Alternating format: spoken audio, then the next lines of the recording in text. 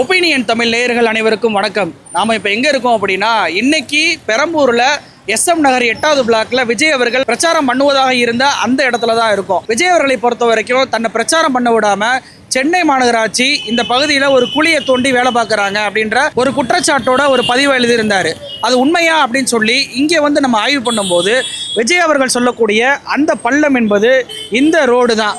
இந்த ரோடை பொறுத்த வரைக்கும் இந்த பள்ளம் விஜய் அவர்கள் வர்றார் என்பதற்காக தோண்டப்பட்டுச்சா அப்படின்னு சொல்லி கேட்டால் இந்த பகுதி மக்கள் அதை இல்லைன்னு சொல்கிறாங்க. இந்த இடத்தை பொறுத்த வரைக்கும் இந்த ரோட்டில் பள்ளம் என்பது அடிக்கடி ஏற்பட்டுக்கிட்டே இருக்கும், அதை சரி பண்ணிக்கிட்டே இருப்பாங்க. இந்த முறை அந்த பள்ளத்தை நிரந்தரமாக சரி செய்யக்கூடிய அளவுக்கு ஒரு வேலையை பார்த்துருக்குறாங்க அப்படின்ற ஒரு பார்வையை வைக்கிறாங்க. பிரச்சாரத்தை வர்றாருன்றக்காகவே இடைஞ்சல் பண்ணணுன்றக்காண்டியே பள்ளம் தோண்டுறாங்க அப்படின்ற குற்றச்சாட்டு வைக்கிறாங்க. நீங்கள் எப்படி? அதெல்லாம் இல்லை, அப்போ நடந்தது இல்லை. இது 3-4 மாதம் 4-5 மாதமே நடந்தது தான். அது ஒன்றும் பிரச்சனை, அதுக்கோசமே இது பண்ணல.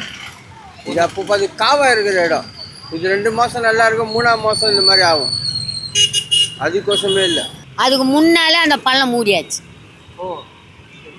இதெல்லாம் சும்மா சொல்லக்கூடாது. பள்ளம் வண்டி நடுவில் ஊந்துச்சு பாரு. பள்ளம் பெரிய பெரிய வண்டி வந்தாக்கா அது பள்ளம் ஊந்துடும். அதனால் அவங்க மேலே இவங்க மேலே குறை சொல்ல. இப்போ இந்த வண்டி போதா, அந்த இடம் கரெக்டாக இறங்கும். அவர் வர ஆமாம் ஏற்கனவே நாங்கள் கத்துவோம். பஸ் ஸ்டாண்டில் நிற்க முடியாது, தண்ணி வழியும், நாற்று அடிக்கும். இந்த வண்டி கூட அங்கே தான் நிற்கும், அங்கே நிற்க முடியாது. நாங்கள்லாம் கத்துவோம், இல்லை இந்த தண்ணி இப்படி போடுறாங்க, விட்டுக்கிறாங்களே, எதுவும் வேலை பார்க்க மாட்டுறாங்களே அப்படின்னு. ஆனால் இந்த ஒரு 2 வாரத்தில் போட்டுக்கினே இருக்கிறாங்க, அது இறங்கிக்கினே இருந்துச்சு. ஆனால் முந்தா நேற்று தான் அது ஆஃபீஸர்லாம் நின்று அந்த பள்ளத்தெல்லாம் மூடி வண்டி போகிற வரையிலும் அவங்க நின்று பார்த்துன்னு இருந்தாங்க, இறங்குதா இல்லையா அப்படின்னு. அது கரெக்டாக ஆன பிறகு போயிட்டாங்க. விஜய் வர்றாருன்றக்காண்டி தான் பள்ளம் போட்டாங்கன்றாரு. இந்த பள்ளம் எத்தனை நாளுக்கு முன்னாடி போட்டு ஃபுட்டேஜ் இருக்குது, கேமரா இருக்குதாங்க. அதை செக் பண்ண தெரியல, போலீஸ் இதுவில் தெரியல. அப்போ அந்த இந்த இன்னைக்கு விஜய் வரான்னு சொல்லி எல்லாமே தடை பண்ணாங்க, எல்லாத்தையும் கிளியர் பண்ணாங்க. சாரி, தடை பண்ணல, கிளியர் பண்ணாங்க. மற்றபடி அவருக்கோசம் பள்ளம் போட்டாங்கல்ல, அதில் வந்து சில தற்கூறிகள் சொல்கிறது. சம்மந்தம் இல்லை. ஆல்ரெடி இப்போ பள்ளம் ஊந்துகிட்டே இருக்கோம், போட்டே இருப்பாங்க, ஊந்துகிட்டே இருக்கும், போட்டே இருப்பாங்க. அது நிரந்தர தீர்வு பண்ண மாட்டாங்க. இல்லை, அது ஒரு மாதமாகவே அந்த பள்ளம் இருக்குது. பட் ஆனால் இப்போ தான் அது கிளியர் பண்ணியிருக்காங்க. எனக்கு தெரிஞ்சு முந்தினத்து வரையும் அந்தமாதிரி பள்ளம் இருந்துட்டு இப்போ பேரிகார்டு போட்டு வச்சுருந்தாங்க. இப்போ தான் அது எடுத்திருக்காங்க. ஆனால் இன்றைக்கெல்லாம் விஜய் வருவாந்தாலும் பார்த்தோம், யாருமே வரல.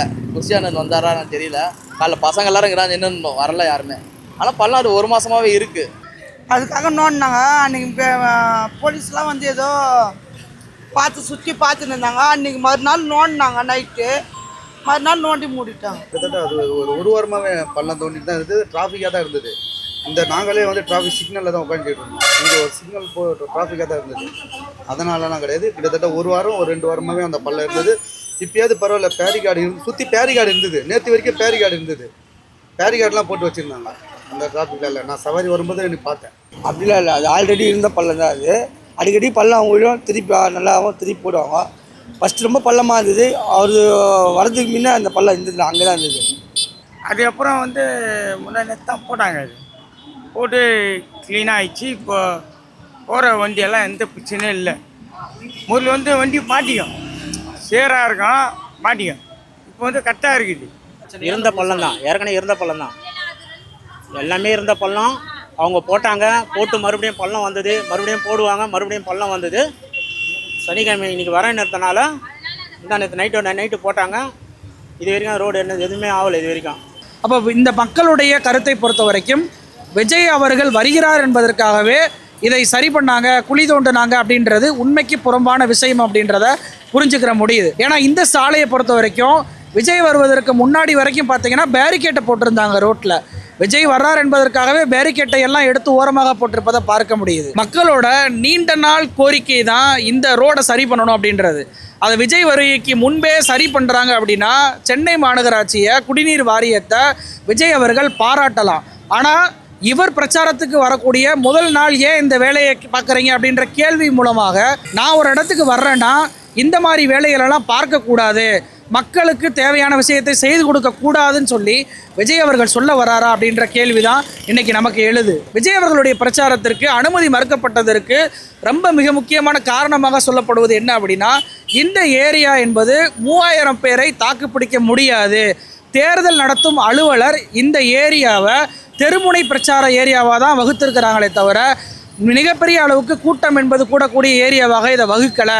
அதனால தான் காவல்துறையினர் இந்த அனுமதி என்பது கொடுக்கவில்லை அப்படின்றத தேர்தல் ஆணைய அதிகாரிகள் இன்னைக்கு விளக்கமாக கொடுத்துருக்குறாங்க. இந்த ஏரியா பொதுமக்கள் கிட்டையுமே நம்ம கேட்டபோது அவங்க என்ன சொல்கிறாங்கன்னா, இது ரொம்ப முக்கியமான ஒரு சாலை, நிறைய இடங்களை இணைக்கக்கூடிய ஒரு இணைப்பு சாலையாக இருக்குது. இந்த இடத்துல 3000 பேரெல்லாம் கூடவே முடியாது. அப்படி கூடினாங்க அப்படின்னா கண்டிப்பாக நெருக்கடி என்பது ஏற்படும். நெருக்கடி என்பது ஏற்பட்டு கரூர் சம்பவத்தை போல ஒரு சம்பவம் ஏற்படுவதற்கான வாய்ப்பும் இருப்பதாக இங்கே இருக்கக்கூடிய மக்கள் சொல்கிறாங்க. 3000 பேர் 5000 பேர் கூட ஆவாங்க. இங்கே எல்லாரும் ஆட்டோ ஓட்டுறோம், ரிக்ஷா ஓட்டுறாங்க. எப்பவுமே இந்த இடம் கூட்டமாக தான் இருக்கும். நார்மலாகவே கூட்டம் இருக்கும். ஆனால் 3000 பேர் நிற்க முடியாது இந்த இடத்துல. கண்டிப்பாக என்ன ஒரு சம்பவம் நடக்கும். அதனால தான் தடுத்துக்கிறாங்க போல். ஆனால் வேறு இடத்துல போடலாம். கண்டிப்பாக விஜய் பார்க்க நாங்கள் வெயிட் பண்ணுறோம். நானும் ஒரு விஜய் ஃபேன் தான். நான் இங்கே பாருங்க, ஒரு நிமிஷத்தில் எவ்வளோ பேர் பின்னாடி வருங்க. இந்த ரோட்டில் தான் எல்லா வண்டியும் போகணும். இந்த ரோடு தான் மணலி போகிற ரோடு.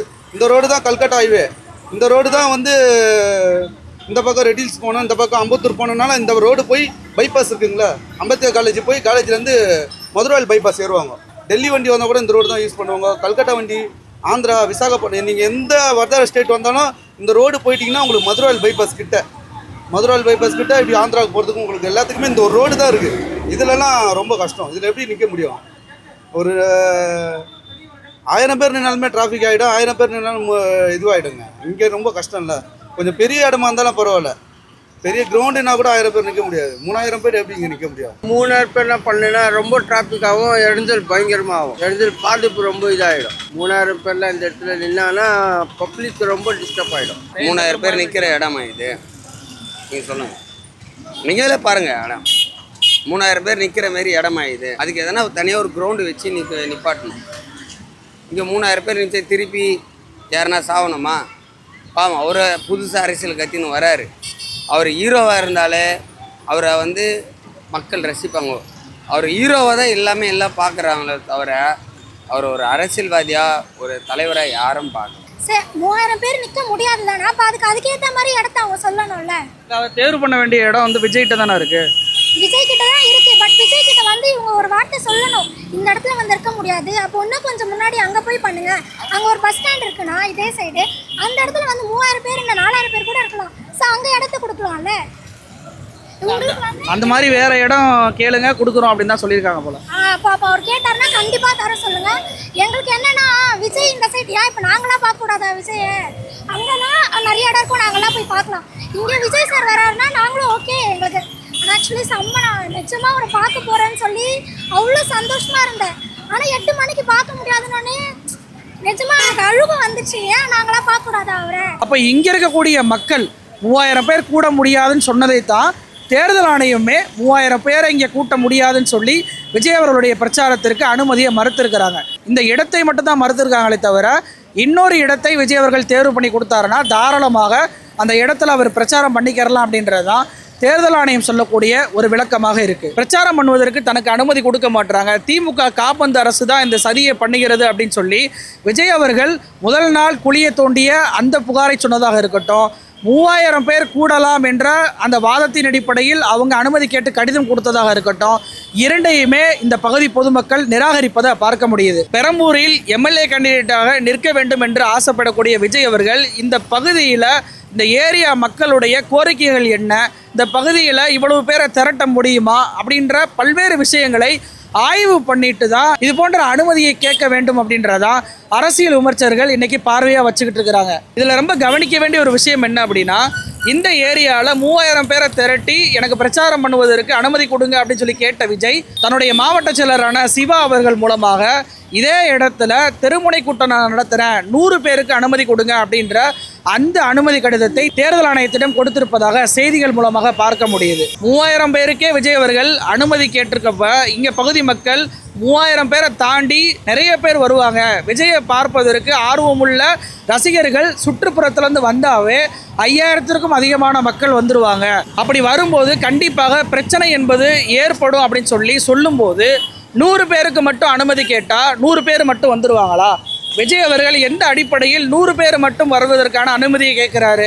அப்போ குறைவான எண்ணிக்கையில் அனுமதியை கேட்டு அனுமதியை வாங்கி இந்த பகுதியில் அதிகமான மக்களை திரட்டி மிகப்பெரிய அளவுக்கு நெருக்கடியை உள்ளாக்க வேண்டிய ஒரு சூழ்நிலையை விஜய் அவர்கள் விரும்புகிறாரா? ஒரு பக்கம் திமுக காப்பந்த அரசு குழியை தோண்டி தடுக்கிறாங்கன்னு சொல்வதும், இன்னொரு பக்கம் 3000 பேருக்கு அனுமதி கேட்டு விண்ணப்பிப்பதும், அந்த விண்ணப்பம் நிராகரிக்கப்பட்ட உடனேயே 100 பேருக்கு அனுமதி கொடுங்க அப்படின்னு சொல்லி கேட்பதும் என்பது விஜய் அவர்களுடைய முடிவு என்பது மாற்றப்பட்டு கொண்டே இருக்கிறது அப்படின்ற ஒரு பார்வை என்பது வைக்கப்படுது.